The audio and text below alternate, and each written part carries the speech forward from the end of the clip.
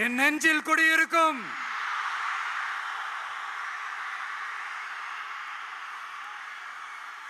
புதுச்சேரி மக்கள் உங்கள் அனைவருக்கும் என்னுடைய வணக்கம்.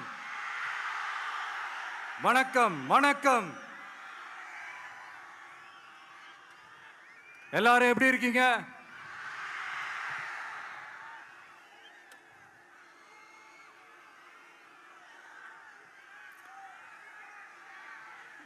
இந்த ஒன்றிய அரசுக்கு தான்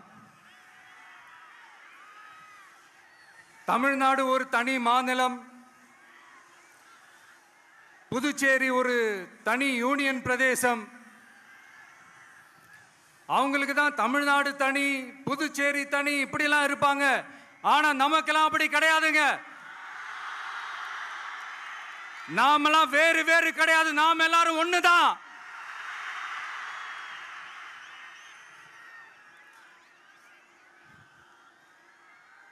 தமிழ்நாடும் புதுச்சேரியும் தனித்தனியாக இருந்தாலும் நாம் எல்லாரும் ஒண்ணுதான். நாம் எல்லாரும் சொந்தம் தான்.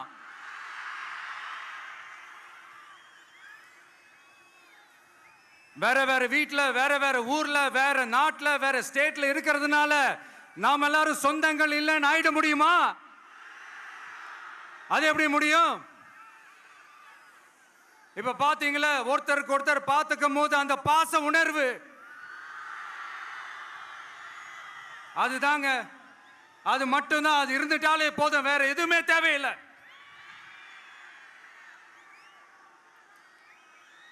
அதனால தமிழ்நாடு, புதுச்சேரி, கேரளா, கர்நாடகா, ஆந்திரா மட்டும் இல்ல, உலகத்துல எந்த மூலையில நம்ம வகைரா இருந்தாலும் அவங்க எல்லாருமே நம்மளோட உயிர் தான். அவங்க எல்லாருமே நம்மளோட உறவு தான்.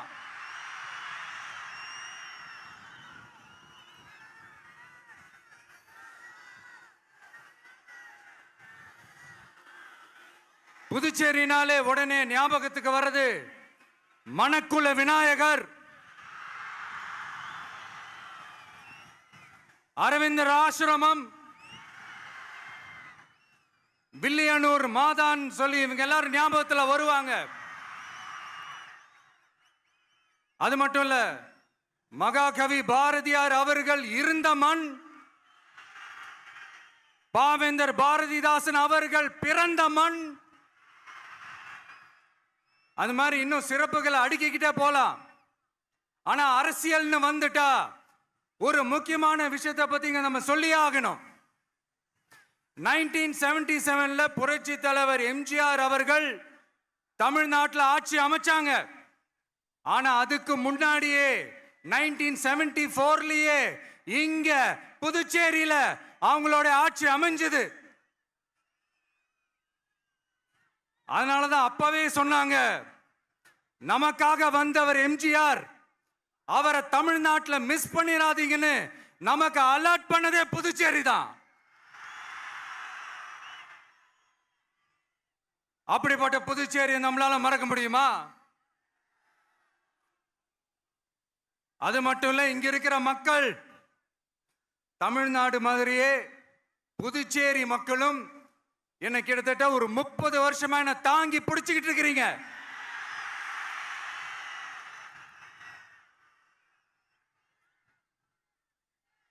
அதனால இந்த விஜய் தமிழ்நாட்டுக்கு மட்டும்தான் குரல் கொடுப்பான்னு நினைக்காதீங்க. அப்படி பண்ணாத தவறு. புதுச்சேரி மக்களுக்கும் சேர்த்து தான் குரல் கொடுப்பான். அது என்னுடைய கடமையும் கூட. அதனாலதான் இங்க நீங்க ஃபேஸ் பண்ற பிரச்சனைகளை பத்தி இன்னைக்கு நான் பேசுறதுக்காக வந்திருக்கிறேன். அது மட்டும் இல்ல, இந்த புதுச்சேரி கவர்மெண்ட்டை பத்தி நாம சொல்லியே ஆகணும். இது டெஃபினட்டா தமிழ்நாட்டில் இருக்கிற மாதிரி நம்ம திமுக கவர்மெண்ட் மாதிரி கிடையவே கிடையாது. ஏன்னா வேற ஒரு அரசியல் கட்சி நடத்துற நிகழ்ச்சியாகவே இருந்தாலும் அந்த நிகழ்ச்சிக்கு தன்னெழுச்சியா வர நம்ம மக்களுக்கு பாதுகாப்பு கொடுத்து பாரபட்சமே காட்டாம இந்த கவர்மெண்ட் நடந்துகிட்டு இருக்கிறாங்க. அப்படிப்பட்ட இந்த புதுச்சேரி கவர்மெண்ட்டுக்கும் நம்ம புதுச்சேரி சிஎம் சார் அவர்களுக்கும் இந்த நேரத்தில் என்னுடைய மனப்பூர்வமான நன்றிகளை தெரிவிச்சுக்கிறேன். இத பார்த்தாவது தமிழ்நாட்டில் இருக்கிற அந்த திமுக கவர்மெண்ட் கத்துக்கிட்டா நல்லா இருக்கும்.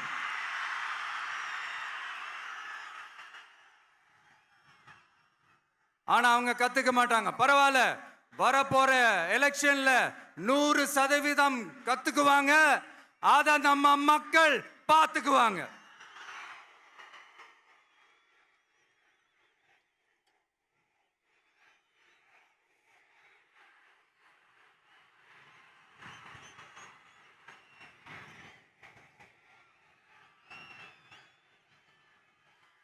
புதுச்சேரியில் இருக்கிற கவர்மெண்டோட கூட்டணி ஆட்சியில இருந்தாலும் புதுச்சேரிய ஒன்றிய அரசு எதிலையுமே கண்டுக்கல் என்றது புதுச்சேரி மக்களான உங்களுக்கு நல்லாவே தெரியும். மாநில அந்தஸ்து கோரிக்கையை மட்டுமா கண்டுக்கல, இங்க வளர்ச்சி ஏற்படவும் துணை நிக்கவே இல்லைன்னு கேள்விப்படுறோம். இந்த புதுச்சேரிக்கு இன்னும் மாநில அந்தஸ்து கொடுக்கல. மாநில அந்தஸ்து வேணும்னு கேட்டு பல முறை சட்டசபையில் தீர்மானம் போட்டு ஒன்றிய அரசுக்கு அனுப்பி வச்சுக்கிட்டே இருக்கிறாங்க. இந்த வருஷம் கூட மார்ச் மாசம் 27ஆம் தேதி 2025 அன்னைக்கு ஒரு தீர்மானம் போட்டாங்க. அது மாநில அந்தஸ்து வேணும்னு கேட்டு ஒன்றிய அரசுக்கு அனுப்புற 16வது தீர்மானம். புதுச்சேரி காரைக்கால் பகுதிகளில் மூடப்பட்ட 5 மில்கள், பல்வேறு தொழிற்சாலைகளை மீண்டும் திறக்கிறதுக்கு இதுவரைக்கும் ஒரு துரும்ப கூட கிள்ளி போடல. பல்லாயிரக்கணக்கான இளைஞர்களோட வேலை வாய்ப்புக்காக எதையுமே செய்யல. இங்க ஒரு ஐடி கம்பெனி உருவாகணும்ன்றது எண்ணமே இல்லை. அதை பத்தி யார் பேசினாலும் அது அவங்க காதல விழவே விழல.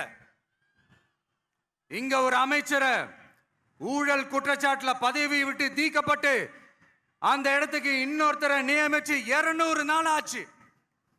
இன்னும் அவருக்கு ஒரு இலாக்காவே தரல. இந்த செயல் சிறுபான்மை மக்களை அவமானப்படுத்துறதுன்னு அந்த மக்களே சொல்றாங்க. புதுச்சேரியோட முக்கிய அங்கமாக இருக்கிற காரைக்கால், மாகே, ஏனாம் பகுதிகளில் எல்லாம் முன்னேற்றமே இல்லைன்னு அந்த பகுதி மக்கள் சொல்லிக்கிட்டே இருக்கிறாங்க.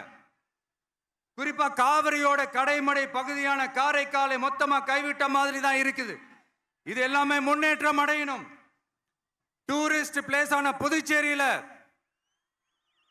போதுமான அளவு பார்க்கிங் வசதி இல்ல, போதுமான அளவு கழிப்பறை வசதி இல்ல. இதெல்லாமே மேம்படுத்தணும்.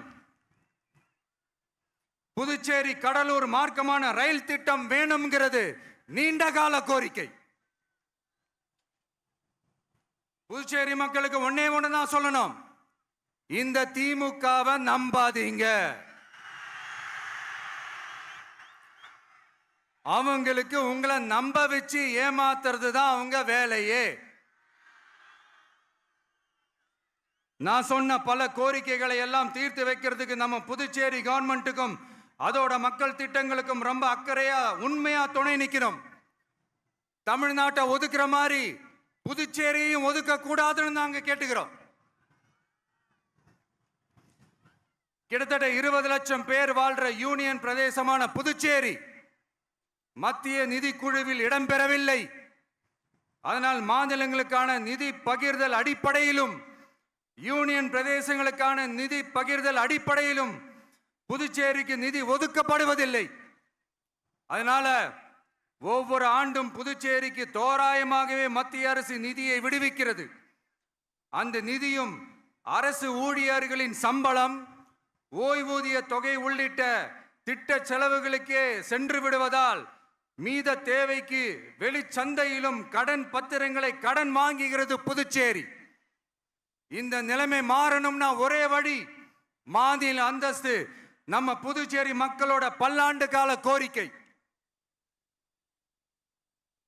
புதுச்சேரிக்கு போதுமான நிதி வரத்து இல்லாததுனால வெளியே கடன் வாங்க வேண்டியதா இருக்கு. புதுச்சேரியோட கடனை குறைச்சு தற்சார்பு பொருளாதாரத்தை வளர்த்தெடுக்க திட்டங்கள் வகுக்கப்பட வேண்டும். மாநில அந்தஸ்து வாங்கினா மட்டும் போதாது இல்லையா, தொழில் வளர்ச்சியும் தேவையாச்சே. புதுச்சேரி தென்னிந்தியாவின் முன்னணி இண்டஸ்ட்ரியல் ஹப்பாக மாற்ற எல்லா முயற்சிகளும் எடுக்க வேண்டும். இந்திய அளவில் ரேஷன் கடைகளே இல்லாத மாநிலம் புதுச்சேரி தான். ஏழை எளிய மக்களுக்கு வாழ்வாதாரமே ரேஷன் கடைகள் தான். மற்ற மாநிலங்களில் இருக்கிற மாதிரி இங்கேயும் அரிசி, சர்க்கரை, பருப்பு, கோதுமை, எண்ணெய்னு அனைத்து பொருட்களும் வழங்கும் முறை சீராக்கப்பட வேண்டும். கடைசியா மீன் பிடிக்க செல்லும் காரைக்கால் மீனவர்களை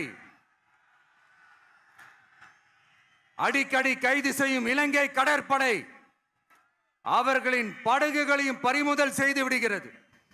அதனால் நீண்ட போராட்டங்களுக்கு பிறகு அவர்கள் விடுவிக்கப்பட்டாலும் படகுகள் கிடைக்காததால் படு மோசமான நிலைக்கு தள்ளப்படுகின்றனர். இந்த நிலை மாற வேண்டும்.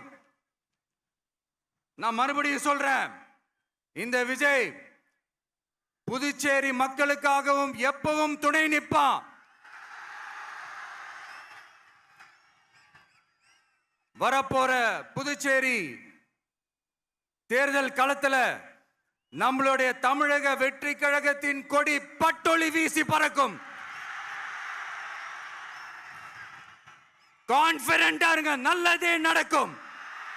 வெற்றி நிச்சயம். மீண்டும் சந்திக்கும் வரை நன்றி, வணக்கம். என் நெஞ்சில் குடியிருக்கும்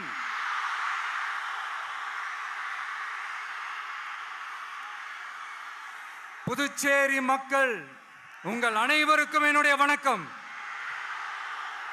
வணக்கம், வணக்கம். எல்லாரும் எப்படி இருக்கீங்க?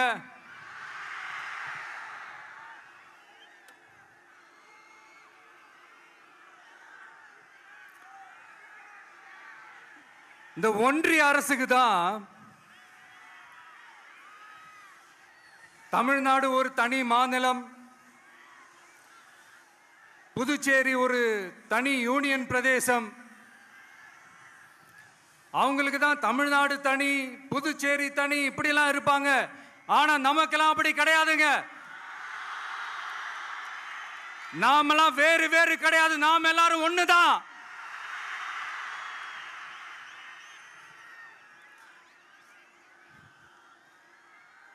தமிழ்நாடும் புதுச்சேரியும் தனித்தனியாக இருந்தாலும் நாம் எல்லாரும் ஒண்ணுதான். நாம் எல்லாரும் சொந்தம் தான்.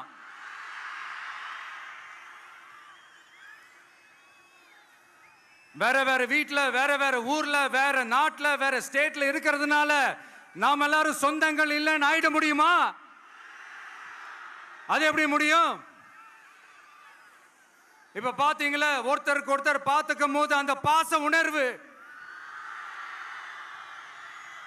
அதுதாங்க, அது மட்டும்தான். அது இருந்துட்டாலே போதும், வேற எதுவுமே தேவையில்லை.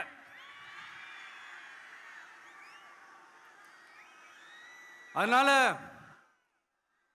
தமிழ்நாடு, புதுச்சேரி, கேரளா, கர்நாடகா, ஆந்திரா மட்டும் இல்ல, உலகத்துல எந்த மூலையில நம்ம வகைரா இருந்தாலும் அவங்க எல்லாருமே நம்மளோட உயிர் தான். அவங்க எல்லாருமே நம்மளோட உறவு தான்.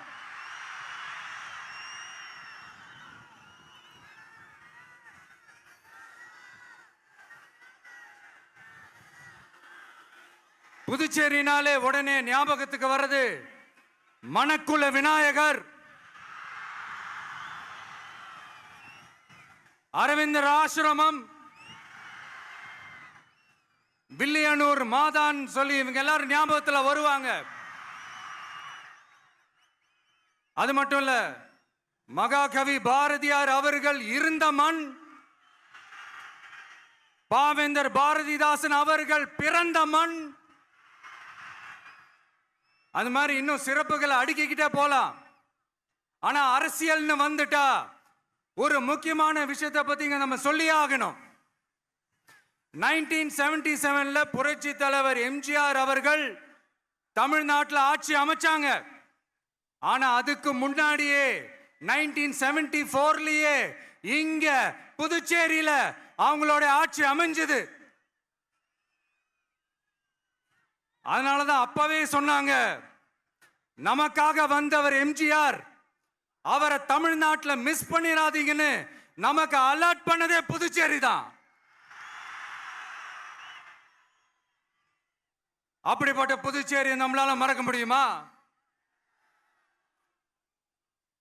அது மட்டும் இல்ல, இங்க இருக்கிற மக்கள் தமிழ்நாடு மாதிரியே புதுச்சேரி மக்களும் என்ன கிட்டத்தட்ட ஒரு 30 வருஷமா என்ன தாங்கி பிடிச்சுக்கிட்டு இருக்கிறீங்க.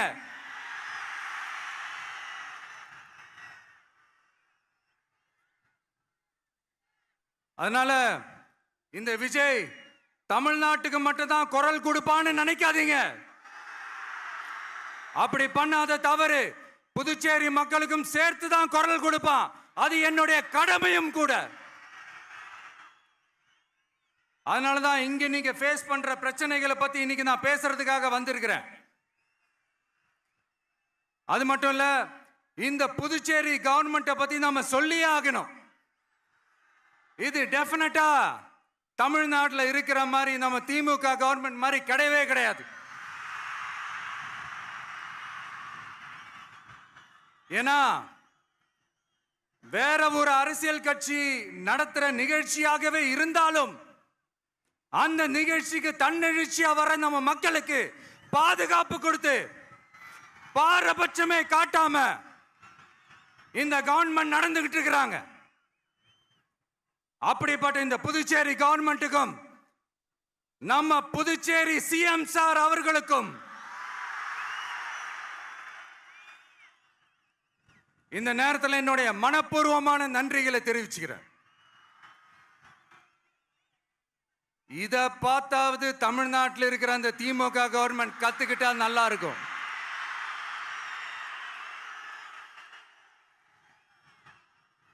ஆனா அவங்க கத்துக்க மாட்டாங்க. பரவாயில்ல, வரப்போற எலெக்ஷன்ல 100% கத்துக்குவாங்க. அத நம்ம மக்கள் பார்த்துக்குவாங்க.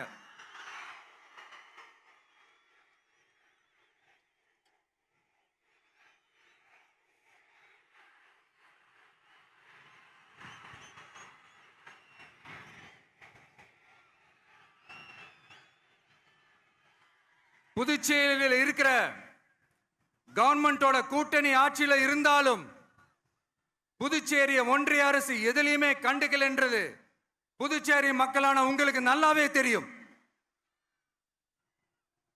மாநில அந்தஸ்து கோரிக்கையை மட்டுமா கண்டுக்கல, இங்க வளர்ச்சி ஏற்படவும் துணை நிக்கவே இல்லைன்னு கேள்விப்படுறோம்.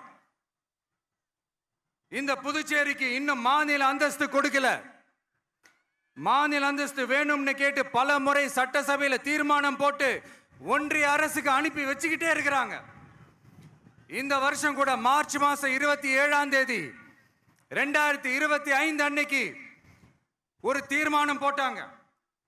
அது மாநில அந்தஸ்து வேணும்னு கேட்டு ஒன்றிய அரசுக்கு அனுப்புற 16வது தீர்மானம். புதுச்சேரி காரைக்கால் பகுதிகளில் மூடப்பட்ட 5 மில்கள், பல்வேறு தொழிற்சாலைகளை மீண்டும் திறக்கிறதுக்கு இதுவரைக்கும் ஒரு துரும்ப கூட கிள்ளி போடல. பல்லாயிரக்கணக்கான இளைஞர்களோட வேலை வாய்ப்புக்காக எதையுமே செய்யல. இங்க ஒரு ஐடி கம்பெனி உருவாகணும்ன்றது எண்ணமே இல்லை. அதை பத்தி யார் பேசினாலும் அது அவங்க காதல விழவே விழல. இங்க ஒரு அமைச்சரை ஊழல் குற்றச்சாட்டுல பதவி விட்டு நீக்கப்பட்டு அந்த இடத்துக்கு இன்னொருத்தரை நியமிச்சு 200 நாள் ஆச்சு. இன்னும் அவருக்கு ஒரு இலாக்காவே தரல. இந்த செயல் சிறுபான்மை மக்களை அவமானப்படுத்துறதுன்னு அந்த மக்களே சொல்றாங்க. புதுச்சேரியோட முக்கிய அங்கமாக இருக்கிற காரைக்கால், மாகே, ஏனாம் பகுதிகளில் எல்லாம் முன்னேற்றமே இல்லைன்னு அந்த பகுதி மக்கள் சொல்லிக்கிட்டே இருக்கிறாங்க. குறிப்பா காவிரியோட கடைமடை பகுதியான காரைக்காலை மொத்தமா கைவிட்ட மாதிரி தான் இருக்குது. இது எல்லாமே முன்னேற்றம் அடையணும். டூரிஸ்ட் பிளேஸ் ஆன புதுச்சேரியில போதுமான அளவு பார்க்கிங் வசதி இல்லை, போதுமான அளவு கழிப்பறை வசதி இல்லை. இதெல்லாமே மேம்படுத்தணும். புதுச்சேரி கடலூர் மார்க்கமான ரயில் திட்டம் வேணும்ங்கிறது நீண்ட கால கோரிக்கை. புதுச்சேரி மக்களுக்கு ஒன்னே ஒண்ணுதான் சொல்லணும், இந்த திமுகவை நம்பாதீங்க. அவங்களுக்கு உங்களை நம்ப வச்சு ஏமாத்துறது தான் அவங்க வேலையே. நான் சொன்ன பல கோரிக்கைகளை எல்லாம் தீர்த்து வைக்கிறதுக்கு நம்ம புதுச்சேரி கவர்மெண்ட்டுக்கும் அதோட மக்கள் திட்டங்களுக்கும் ரொம்ப அக்கறையா உண்மையா துணை நிற்கணும். தமிழ்நாட்டை ஒதுக்குற மாதிரி புதுச்சேரியும் ஒதுக்க கூடாதுன்னு நாங்க கேட்டுக்கிறோம். கிட்டத்தட்ட 20 லட்சம் பேர் வாழ்ற யூனியன் பிரதேசமான புதுச்சேரி மத்திய நிதி குழுவில் இடம்பெறவில்லை. அதனால் மாநிலங்களுக்கான நிதி பகிர்தல் அடிப்படையிலும் யூனியன் பிரதேசங்களுக்கான நிதி பகிர்தல் அடிப்படையிலும் புதுச்சேரிக்கு நிதி ஒதுக்கப்படுவதில்லை. அதனால ஒவ்வொரு ஆண்டும் புதுச்சேரிக்கு தோராயமாகவே மத்திய அரசு நிதியை விடுவிக்கிறது. அந்த நிதியும் அரசு ஊழியர்களின் சம்பளம், ஓய்வூதிய தொகை உள்ளிட்ட திட்ட செலவுகளுக்கே சென்று விடுவதால் மீத தேவைக்கு வெளிச்சந்தையிலும் கடன் பத்திரங்களை கடன் வாங்குகிறது புதுச்சேரி.